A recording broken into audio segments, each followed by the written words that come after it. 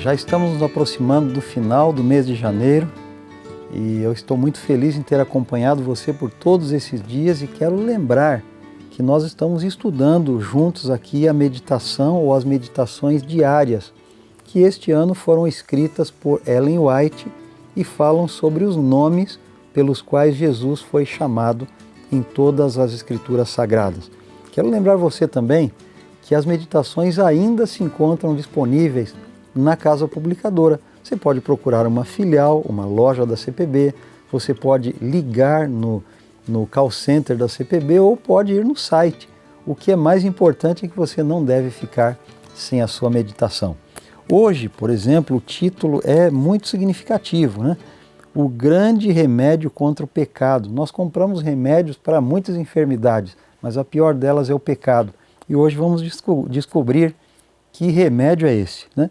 O texto base está em João capítulo 3, versículo 17. Porque Deus enviou seu Filho ao mundo, não para que condenasse o mundo, mas para que o mundo fosse salvo por ele. Cristo disse aos seus discípulos: vocês são a luz do mundo. Mateus capítulo 5, versículo 14. Assim como o sol se move pelo céu para encher o mundo de claridade, os seguidores de Jesus devem irradiar a luz da verdade sobre os que tateiam em meio às trevas do erro e da superstição. Entretanto, os seguidores de Cristo não têm luz em si mesmo ou em si mesmos. A luz do céu que incide sobre eles e deve ser refletida ao mundo. A luz da vida é livremente ofertada a todos. Todos que desejarem podem ser guiados pelos raios brilhantes do sol da justiça. Cristo é o grande remédio contra o pecado. Ninguém pode alegar que as circunstâncias, a educação ou o temperamento são uma desculpa para viver em rebelião contra Deus. Os pecadores estão nessa condição por escolha deliberada. Nosso Salvador disse: a condenação é essa, a luz veio ao mundo, mas os homens amaram mais as trevas do que a luz, porque as suas obras eram más. Pois todo aquele que pratica o mal detesta a luz e não se aproxima da luz, para que as suas obras não sejam reprovadas. Esse texto é muito forte, né? Você encontra ele lá em João capítulo 3, versículo 19 e versículo 20.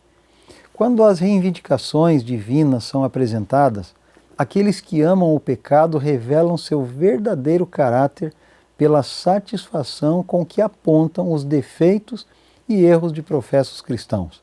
São declarações feitas com o mesmo espírito do seu mestre, Satanás, a quem a Bíblia chama de acusador dos irmãos. Apocalipse capítulo 12, versículo 10. Se uma notícia negativa circula, quão rapidamente ela é exagerada e passada de boca em boca. Todos se regalam nela, como abutres em cima de uma pilha de lixo. Mas o cristão verdadeiro, que pratica a verdade, se aproxima da luz, para que as suas obras sejam manifestas, porque são feitas em Deus. Este texto é de João capítulo 3, versículo 21. Sua vida piedosa e conversa santa são testemunhos diários contra o pecado e os pecadores. O cristão é um representante vivo da verdade que ele professa. Ao se referir a esses seguidores de coração sincero, Jesus declara que não se envergonha de chamá-los de irmãos. Todo aquele que enfim obtém a vida eterna manifesta zelo e devoção no serviço de Deus.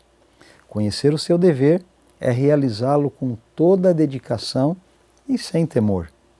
Segue a luz à medida que ela brilha no caminho, sem importar com as consequências. O Deus da verdade está ao seu lado e ele jamais o abandonará. Este texto ele foi escrito no livro ou na revista The Signs of the Times, do dia 9 de março de 1982. Aliás, de 1882. Estava errando aqui por apenas 100 anos, né? Mas esse texto ainda é muito real e muito vivo para os nossos dias de hoje.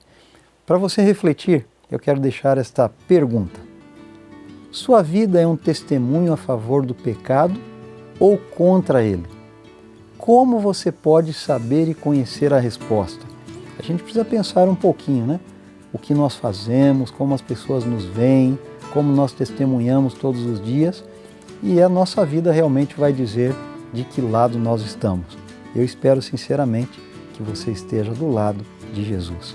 Deus te abençoe e amanhã a gente volta para estudar um pouquinho mais da Palavra de Deus.